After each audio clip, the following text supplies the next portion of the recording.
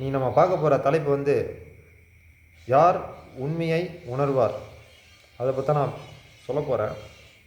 யார் உண்மையை அறிந்தவங்கன்னு பற்றியும் இப்போ நான் சொல்ல போகிறேன். பொதுவாக நீங்கள் என்ன நினச்சிக்கிங்கன்னா, ஒருத்தர் சொல்லி கொடுத்தா மாதிரியே இறைவனை தேடுறீங்க. அதாவது ஒருத்தர் ஒரு வழியில் போய் ஒரு இறைவனை அவர் அடைஞ்சிட்டு இருப்பார். அவர் ஒரு டெக்னிக் ஃபாலோவாக பண்ணின்னு இருப்பார். அந்த டெக்னிக் ஃபாலோவாக எல்லாருக்கும் சொல்லுவார். ஆனால் அவர் உள்நோக்கத்தோடு எதோட செஞ்சாருன்னா, அதாவது அந்த டெக்னிக்கை கண்டுபிடிச்சவர் அவர் உண்மையாகவே அந்த இறைவனை அடையணுன்ற நோக்கத்தோடவே அவர் செஞ்சுருப்பார். ஆனால் அவர் டெக்னிக்கை சொல்லி கொடுத்தவொடனே அந்த டெக்னிக்கை பிடிச்சிங்கன்னா அந்த டெக்னிக்கிலே இருப்பீங்க. அப்போது உண்மையான இறை நோக்கம் உங்கள் மண்டைக்குள்ளே ஏறாது.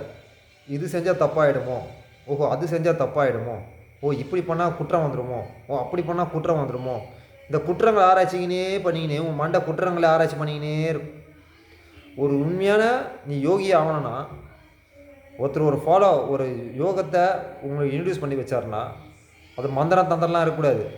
உயிரை காட்டி கொடுக்குற யோகமாக இருக்கணும், சத்தியத்தை சொல்கிற யோகமாக இருக்கணும். அந்த யோகத்தை யாருன்னா காட்டி கொடுத்தாங்கன்னா அந்த யோகம் எங்கே போகுதுன்றதான் நீங்கள் பார்க்கணும். அதை விட்டுட்டு அவர் இப்படி செய்ய சொன்னார், இப்படி செய்ய சொன்னால் இப்படி ஆகிடும், அப்படி சொன்னால் அப்படி ஆகிடுன்ற இந்த இப்படி ஆகிடும் அப்படி ஆகிடுன்ற பக்குவத்தில் நீங்கள் செய்யறதுனால உங்கள் மைண்டு அதே தான் ஃபாலோ பண்ணோம். அந்த சத்தியத்தை கண்டுபிடிக்கணுன்ற முயற்சியை பண்ணாது. அப்போது தான் உணர்வை தான் சுவாசத்தை பணியை வச்சு இந்த ஆகாயமே துணை சொல்லி எவன் ஒருத்தன் தான் பயிற்சியை எவன் கரெக்டாக செய்கிறானோ அவனுக்கு இறைவாசல் திறந்துடும். இறைவாசல் திறக்கிறதுக்கு முதல் எதிரி சளி. இந்த சளி குற்றத்தை ஃபுல்லாக நீக்கிட்டு நீ பயிற்சி பண்ணாலுமே இறைவாசல் உனக்கு திறந்துடும். நீ சளி குற்றத்தை நீக்கினாலுமே உனக்கு திறந்துடும் முதல்ல, அது வேறு விஷயம். அப்போது உனக்கு எதிரியாக இருக்குது எதுனா உன் உடம்புல இருக்கிற அழுக்கு, அதாவது உடம்புக்குள்ளே இருக்கிற சளி குற்றம் அழுக்கு தான் உனக்கு கண்ட எண்ணங்களை கொண்டு வருது. ராக தோஷங்களை கொண்டு வரதே இந்த சளி தான்.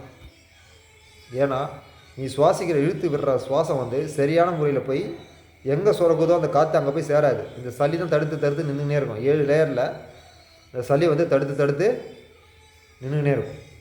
நீ ஒவ்வொரு லேயராக இதை காலி பண்ணினே போனால் தான் அந்த சுத்த உஷ்ணத்தை உன்னால் உணர முடியும்.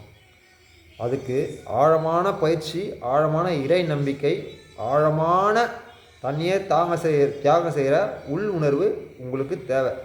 அப்படி இருக்கிறவன் மட்டும்தான் அந்த சத்தியத்தை பார்க்க முடியும். மற்றதெல்லாம் பொய் சொல்லிக்கின்னு கதை விட்டுக்கின்னு டைலாக்லாம் விட்டுக்கின்னு வாழற கேஸ்லாம் நிறைய இருக்குது. ஆனால் ஒரு பயிற்சி கொடுத்தா நீ இப்படி பண்ணாதான், உங்களை நீங்கள் அர்ப்பணமாக செஞ்சாதான் அந்த சத்தியத்தமான மெய்ப்பொருளை உங்களால் உணர முடியும்.